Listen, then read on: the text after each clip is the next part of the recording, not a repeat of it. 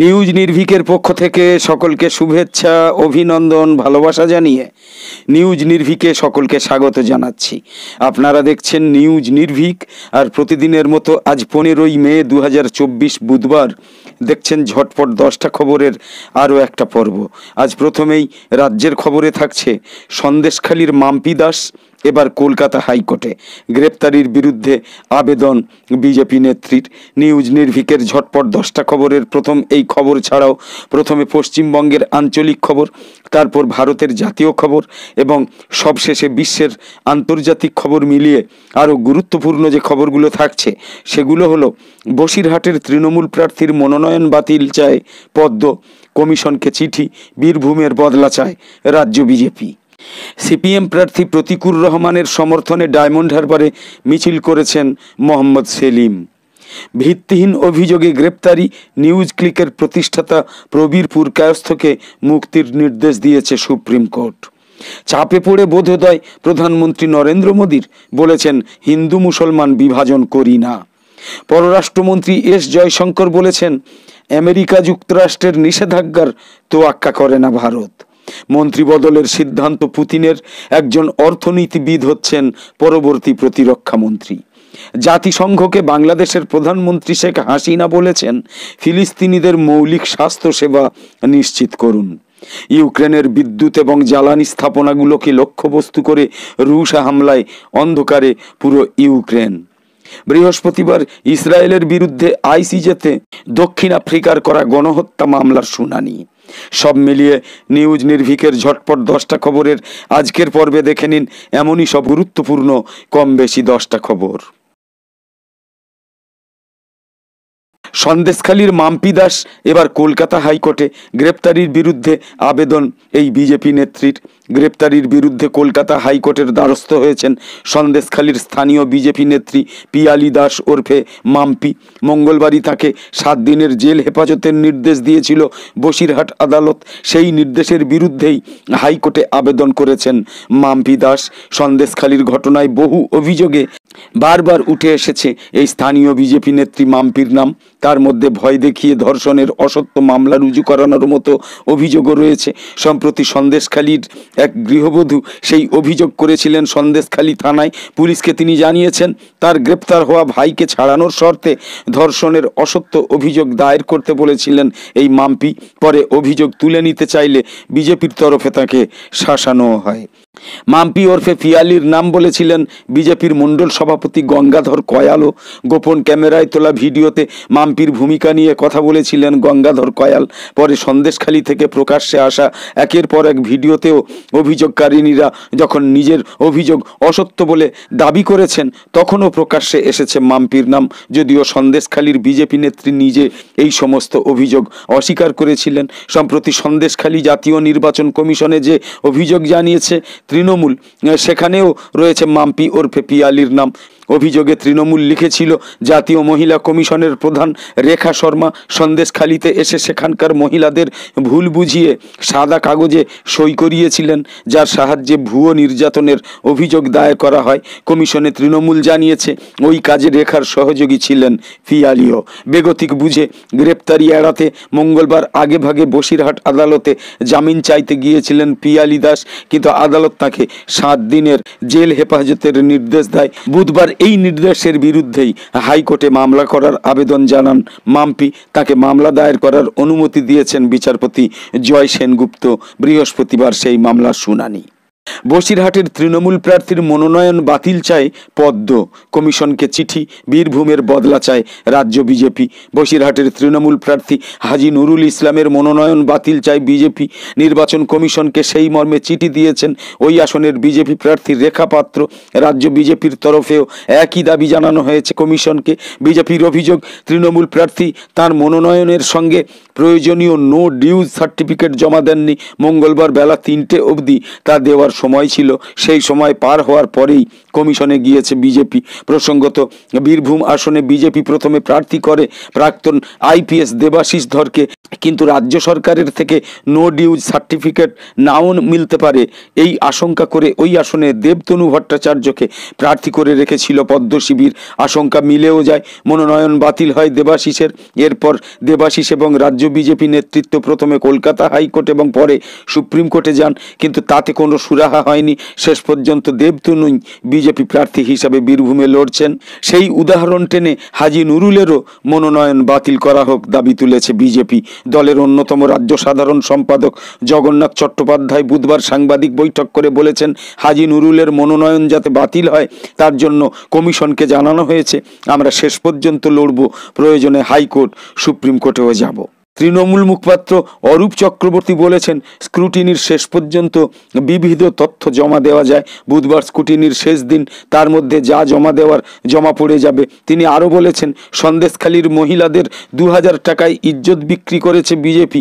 ওরা জানে বসিরহাটে গণভোটে প্রত্যাখ্যাত হবে বিজেপি। যে কায়দায় সুরাট, ইন্দোরে বিরোধী প্রার্থীদের সরিয়ে দিয়েছে বিজেপি, বাংলাতেও সেই কৌশল নিতে চাইছে, কিন্তু সফল হবে না। সিপিএম প্রার্থী প্রতিকুর রহমানের সমর্থনে ডায়মন্ড হারবারে মিছিল করেছেন সিপিএমের রাজ্য সম্পাদক মোহাম্মদ সেলিম। ডায়মন্ড হারবার লোকসভা কেন্দ্রের সিপিআইএম প্রার্থী প্রতিকুর রহমানের সমর্থনে রোড শো করেছেন সিপিআইএম রাজ্য সম্পাদক মোহাম্মদ সেলিম। বুধবার সকালে বিড়লাপুরের ক্যালসিয়াম মোড় থেকে প্রচার শুরু হয়। বজবজ, সাতগাছিয়া, ফলতা হয়ে আমতলাতে শেষ হয় সেই মিছিল। মোহাম্মদ সেলিম ছাড়া মিছিলে ছিলেন কংগ্রেস নেতা সৌম্য আইচ রায়, ডিওয়াইএফআই সর্বভারতীয় সাধারণ সম্পাদক হিমগ্ন রাগ ভট্টাচার্য। সেলিম বলেছেন, মানুষের কাছে আবেদন করতে এসেছি, শান্তিতে ভোট দিক, শান্তিতে থাকুক। ডায়মন্ড হারবারে লুট ঠেকাতে, জোর জুলুম ঠেকাতে প্রতিকুর রহমান এখানে প্রার্থী। পুলিশ এবং মস্তানকে দিয়ে বামপন্থীদের পোস্টার মারানো বন্ধ করছে। আমরা দেখতে চাই কারা এই কাজ করছে, কারা লোকসভা ভোটকে লুটের জায়গায় পরিণত করতে চাইছে। ভিত্তিহীন অভিযোগে গ্রেপ্তারি নিউজ ক্লিকের প্রতিষ্ঠাতা প্রবীর পুরকায়স্থকে মুক্তির নির্দেশ দিয়েছে সুপ্রিম কোর্ট। বড়সড় স্বস্তিতে নিউজ ক্লিক সংস্থার এডিটর প্রবীর পুরকায়স্থ।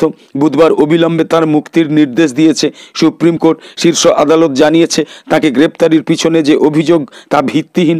গত বছরের 3রা অক্টোবর চীনের হয়ে প্রোপাগান্ডা ছড়ানোর অভিযোগে ইউএপিএ ধারায় গ্রেপ্তার করা হয়েছিল প্রবীর পুরকায়স্থকে। পাশাপাশি বেআইনি কার্যকলাপ প্রতিরোধ আইনেও অভিযুক্ত করা হয়েছিল তাকে। গ্রেপ্তার করা হয়েছিল সংস্থার HR অমিত চক্রবর্তীকেও। তিহার জেলে বন্দী ছিলেন তারা। এদিন শুনানির পরে বিচারপতি BR গাভাই এবং বিচারপতি সন্দীপ মেহতার বেঞ্চ বলে, এখনও রিমান্ড কপি দেওয়া হয়নি, যা প্রবীরের গ্রেপ্তারিকে অযৌক্তিক করে তুলেছে। বিচারপতি মেহতা বলেন, এ বিষয়ে আদালতের মনে কোনো রকমের সংশয় নেই যে গ্রেপ্তারির পিছনে কোনো ভিত্তি নেই, যার ফলে গ্রেপ্তারি ভিত্তিহীন হয়ে গিয়েছে। রিমান্ডের নির্দেশ বাতিল। ট্রায়াল কোর্টের সন্তুষ্টির ভিত্তিতে আবেদনকারীকে মুক্তি দেওয়া যেতে পারে, আবেদনের সম্মতি দেওয়া হলো। প্রসঙ্গত, এই মাসের শুরুতেই আদালতে 800 পাতার চার্জশিট জমা দিয়েছিল দিল্লি পুলিশ। সেখানে আরও অভিযোগ করা হয়েছিল, টাকা নিয়ে চীনের হয়ে প্রোপাগান্ডা চালাতো এই সংবাদ মাধ্যম। অভিযুক্তদের বিরুদ্ধে একের পর এক গুরুতর অভিযোগ সহ চার্জশিট পেশ করে পুলিশের তরফে জানানো হয়েছিল, প্রবীর পুরকায়স্থ সন্ত্রাসবাদী কার্যকলাপের জন্য টাকা সংগ্রহ করতেন। জঙ্গি সংস্থা লস্কর ই তৈবার সঙ্গে সরাসরি যুক্ত ছিলেন তিনি। এই ক্রিয়াকলাপের জন্য নিউজ ক্লিকের মাধ্যমে 91 কোটি টাকা পাঠানো হয়েছিল বলেও দাবি ছিল পুলিশের। শুধু তাই নয়, মাওবাদীদের অর্থ সাহায্যের অভিযোগ তোলা হয়েছিল চার্জশিটে। গত বছর নিউজ ক্লিকের দপ্তর এবং প্রায় 30 জন সাংবাদিকের বাড়িতে তল্লাশি চালায় ইডি। এরপর রাতে গ্রেপ্তার করা হয়েছিল প্রবীর এবং অমিতকে। চাপে পড়ে বোধোদয় হয়েছে প্রধানমন্ত্রী নরেন্দ্র মোদীর। বলছেন, হিন্দু মুসলমানের বিভাজন করি না আমি। চতুর্থ দফা ভোটের শেষে বাধ্য হয়েই সংখ্যালঘু ভোটারদের মন জিততে তৎপর হয়েছেন এবার প্রধানমন্ত্রী নরেন্দ্র মোদী। গত 4টে পর্বে তাঁর ভাষণের একেবারে উল্টো পথে হেঁটে হঠাৎই তিনি বলেছেন, হিন্দু মুসলিম নিয়ে নাকি তিনি বিভেদ করেন না। যদি এই সব তিনি করেন তবে তিনি প্রধানমন্ত্রী বা সাংসদ বিধায়কের মতো পদে থাকবেন না। লোকসভা নির্বাচনের আগে আগে প্রচারে বিকাশ এবং আমিত্বের ছোঁয়া ছিল প্রধানমন্ত্রী নরেন্দ্র মোদীর গলায়, কিন্তু যত সময় এগিয়েছে বিকাশ ছেড়ে তিনি মন দিয়েছেন ধর্মীয় সুরসুরি এবং সাম্প্রদায়িক প্রচারে। কংগ্রেসকে আক্রমণ করতে গিয়ে বারবার বলেছেন সংখ্যালঘু তোষণের পথে হাঁটছে শতাব্দী প্রাচীন দল, এমনকি তারা সরকারে এলে মুসলিমরা বাড়তি সুবিধা পাবে বলে অভিযোগ ছিল প্রধানমন্ত্রী নরেন্দ্র মোদীর। কখনো মঙ্গলসূত্র ছিনিয়ে নেওয়া, আবার কখনো সম্পত্তি মুসলমানদের মধ্যে বিলিয়ে দেওয়া, কখনো আবার বলেছেন রাম মন্দিরে তালা ঝুলিয়ে দেবে কংগ্রেস, আবার বলেছেন ওদের ইস্তেহার দেখে মনে হচ্ছে মুসলিম লীগের ইস্তেহার। বিরোধীদের বিরুদ্ধে গিয়ে বারংবার তার টার্গেট হয়েছেন ইসলাম ধর্মাবলীরা। তবে দেশবাসী যে আর মেরুকরণের অস্ত্রে বিদ্ধ হচ্ছেন না তা টের পেয়েছেন পদ্ম শিবিরের শীর্ষ নেতৃত্ব, তাই ঠেলায় পড়ে বোধোদয় হয়েছে নরেন্দ্র মোদীর। বলেছেন, কে আপনাদের বলেছে মুসলমানরা বেশি সন্তান জন্ম দেন? কেন ইসলাম ধর্মাবলীদের প্রতি এই অবিচার? দরিদ্র পরিবারেরই এমন সমস্যা রয়েছে, তারা সন্তানদের স্কুলে পাঠাতে পারে না। আমি কোনো হিন্দু মুসলিম বলিনি, শুধু বলেছিলাম বাচ্চাদের ভালো করে মানুষ করো। দরিদ্রদের কথা মাথায় রেখে বলেছিলাম ওই কথা। কোনোদিন হিন্দু মুসলমান বিভাজন করিনি, করবও না, এটা আমার অঙ্গীকার।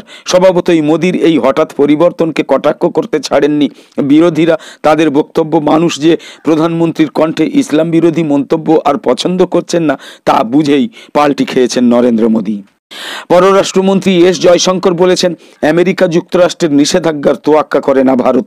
ইরানের চাবাহার সমুদ্র বন্দর পরিচালনার জন্য তেহরানের সঙ্গে চুক্তি করেছে ভারত, এতে খেপেছে আমেরিকা যুক্তরাষ্ট্র, দিয়েছে নিষেধাজ্ঞার হুমকি, তবে এই হুমকি তোয়াক্কা করে না বলে জানিয়ে দিয়েছে পররাষ্ট্রমন্ত্রী এস জয়শঙ্কর। বুধবার কলকাতার একটা অনুষ্ঠানে অংশ নিয়ে ভারতের পররাষ্ট্রমন্ত্রী এস জয়শঙ্কর এইসব কথা বলেছেন। তিনি জানিয়েছেন, এই প্রকল্পের কারণে পুরো অঞ্চল উপকৃত হবে, জনগণেরও এটা সম্পর্কে সংকীর্ণ দৃষ্টিভঙ্গি নেওয়া উচিত নয়। মার্কিন নিষেধাজ্ঞার হুমকি প্রসঙ্গে এস জয়শঙ্কর বলেছেন, আমি এই নিয়ে কিছু মন্তব্য দেখেছি, আমি মনে করি না যে জনগণের এই নিয়ে সংকীর্ণ দৃষ্টিভঙ্গি থাকা উচিত।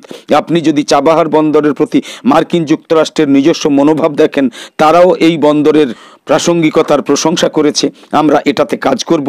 এর আগে গতকাল মঙ্গলবার সংবাদ সম্মেলনে আমেরিকা যুক্তরাষ্ট্রের পররাষ্ট্র দপ্তরের উপমুখপাত্র বেদান্ত প্যাটেল ভারতের ওপর নিষেধাজ্ঞার হুমকি দিয়েছিলেন। তিনি বলেছিলেন, ইরানের ওপর আমেরিকার নিষেধাজ্ঞা এখনও কার্যকর রয়েছে, এই সব নিষেধাজ্ঞা আরও জোরদার করা হবে। যেসব পক্ষ ইরানের সঙ্গে ব্যবসায়িক চুক্তি করার কথা ভাবছে তাদের সম্ভাব্য মার্কিন ঝুঁকির বিষয়ে সতর্ক থাকতে হবে। মন্ত্রিবদলের সিদ্ধান্ত, পুতিনের একজন অর্থনীতিবিদ হচ্ছেন এবার পরবর্তী প্রতিরক্ষা মন্ত্রী। সরকার ভেঙে যাওয়ার এক সপ্তাহের মধ্যেই একটা নতুন সরকারকে অনুমোদন করেছেন রুশ প্রেসিডেন্ট ভ্লাদিমির পুতিন। এই ঘটনাকে অতীত থেকে বিরতি বলে উল্লেখ করেছেন তিনি। নবগঠিত সরকারে বেশ কিছু নতুন মুখ থাকলেও বহু জ্যেষ্ঠ মন্ত্রী বহাল রয়েছেন। খবর রয়টার্সের। রাশিয়ার নবগঠিত সরকারে নতুন অর্থমন্ত্রী এবং ফার্স্ট ডেপুটি প্রাইম মিনিস্টারে রদবদল ঘটেছে, তবে পূর্ববর্তী সরকারের অর্থ বিষয়ক, পররাষ্ট্র, প্রতিরক্ষা, জ্বালানি এবং কৃষি মন্ত্রীরা নিজ নিজ পদে বহাল রয়েছেন। রুশ প্রেসিডেন্ট রাজনৈতিক ব্যবস্থায় বড় রদবদলের ঘোষণা দেওয়ার এক সপ্তাহেরও কম সময়ে নতুন সরকার গঠন করা হলো। প্রেসিডেন্টের ঘোষণার পর পুরো সরকার সহ প্রধানমন্ত্রীর পদ ছাড়েন পুতিনের দীর্ঘদিনের মিত্র দিমিত্রি মেদভেদেভ, যার পর 53 বছর বয়সী সাবেক কর্মকর্তা এবং অরাজনৈতিক ব্যক্তিত্ব মিখাইল মিশুস্তিনকে নতুন প্রধানমন্ত্রী ঘোষণা করেছেন ভ্লাদিমির পুতিন। এদিকে পুতিনের রাজনৈতিক ব্যবস্থা, বিশেষত সংবিধান পরিবর্তনের পরিকল্পনাকে 2024 সালের নির্বাচনের জন্য প্রস্তুতির অংশ হিসাবে দেখা হচ্ছে।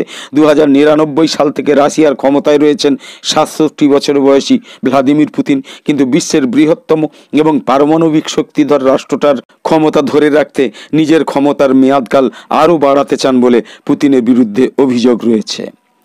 জাতিসংঘকে বাংলাদেশের প্রধানমন্ত্রী শেখ হাসিনা বলেছেন, ফিলিস্তিনিদের মৌলিক স্বাস্থ্যসেবা নিশ্চিত করুন। তিনি বলেছেন, আমি আশা করি জাতিসংঘ এবং অন্যান্য রাজনৈতিক সংস্থা সেখানে সবার জন্য, বিশেষ করে নারী এবং শিশুদের জন্য প্রয়োজনীয় স্বাস্থ্যসেবা নিশ্চিত করতে আরও কার্যকর ভূমিকা নেবে। বুধবার 15 May ICPD 30 global dialogue on demographic diversity and sustainable development শীর্ষক দুদিনব্যাপী অনুষ্ঠানের উদ্বোধনের সময় বাংলাদেশের প্রধানমন্ত্রী এই কথা বলেছেন।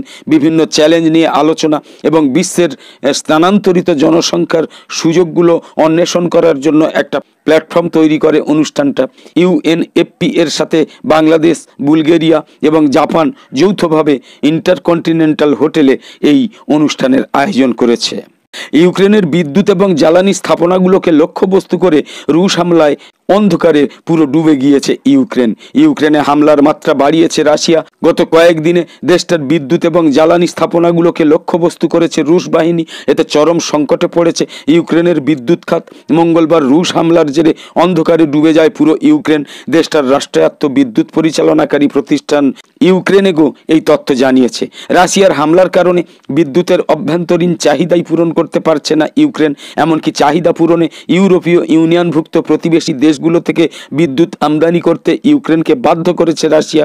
টেলিগ্রামে ইউক্রেনেগো জানিয়েছে মঙ্গলবার স্থানীয় সময় রাত 9টা থেকে পরবর্তী 4 ঘন্টা ইউক্রেনের সবকটা অঞ্চলে জরুরি ভিত্তিতে বিদ্যুৎ সরবরাহ বন্ধ রাখা হয়। ফলে অন্ধকারে ডুবেছিল পুরো ইউক্রেন।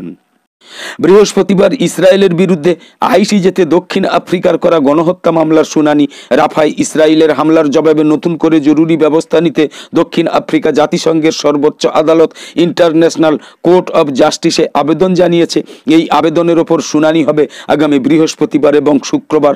আদালতকে উদ্ধৃত করে এই খবর দিয়েছে অনলাইন আল জাজিরা। এতে আরও বলা হয়, জানুয়ারিতে ইসরায়েলের বিরুদ্ধে দক্ষিণ আফ্রিকা আইসিজেতে গণহত্যার অভিযোগে মামলা করেছে।